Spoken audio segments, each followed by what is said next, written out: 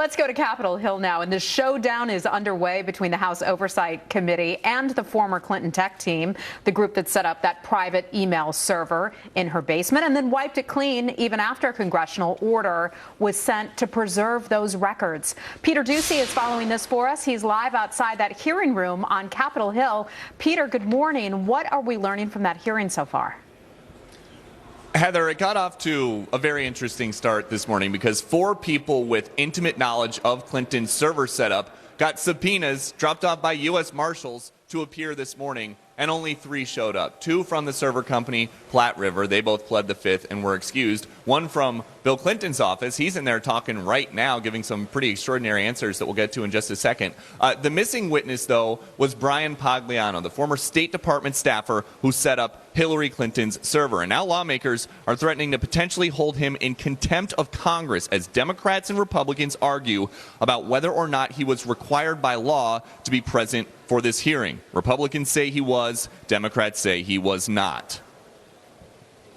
The gentleman has constitutional rights under the Fifth Amendment. Whether they are violated by the FBI or violated here in Congress, well, but still violated. But as the gentleman from Massachusetts knows, the Fifth Amendment, he cannot be required to be a witness against himself. Right, but the Fifth Amendment doesn't protect you from non-incriminating answers. Pagliano's lawyers explain themselves and their client's position to the Washington Post like this. They say that, quote, any effort to require Mr. Pagliano to publicly appear this week and again assert his Fifth Amendment rights before a committee of the same Congress inquiring about the same matter as the Benghazi committee furthers no legislative purpose and is a transparent effort to publicly harass and humiliate our client for unvarnished political purposes. Now, we are hearing from the only witness who showed up and wanted to talk, Justin Cooper, used to work for Bill Clinton, set up the original server in the Clinton house, and he just said that he always had access to the server, even though he didn't have a security clearance. Did you have a security clearance at that time? No, I did not have a security clearance.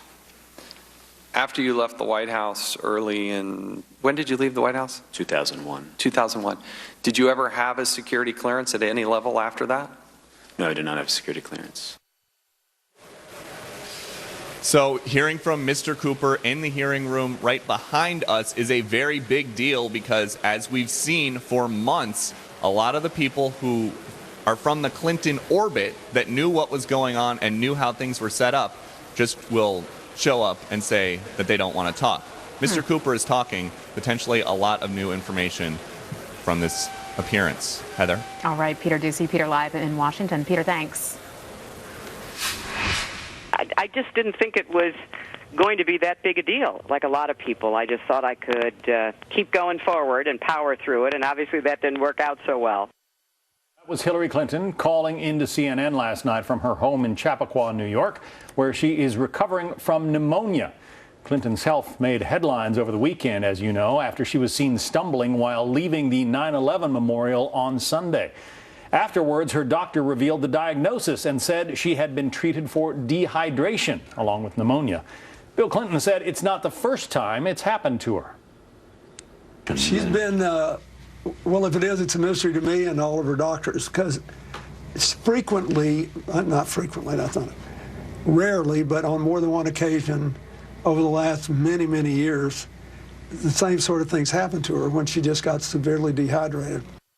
Carol Lee is White House correspondent for the Wall Street Journal. Interesting there that Bill Clinton first characterized it as frequently, and then he backtracked that and said it rarely happened.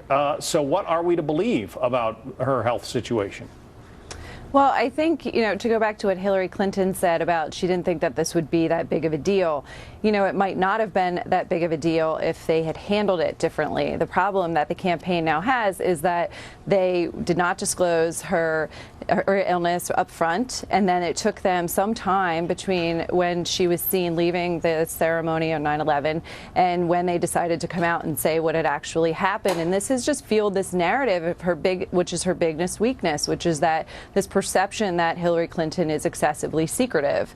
You also had Donald Trump in recent weeks making her health an issue, raising questions about her having a cough, and she was very dismissive about that, and she wasn't upfront about when she was diagnosed on Friday with pneumonia, and so that's played into his narrative of maybe perhaps everything isn't okay. When she was asked on CNN how often this kind of thing has happened, she had this response. Listen to this.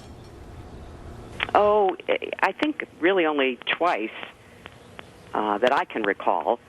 It is something that has occurred a few times over the course of my life, and I'm aware of it and usually can avoid it. Kind of interesting there, she uses the phrase that I can recall, because that's another one of the criticisms that has been leveled at her by Donald Trump, because she told the FBI so many times when they were asking her about the email server and all of the developments that followed the Benghazi investigation, and there were so many things that she could not recall. I just found it was interesting that she brought that phrase into this current discussion.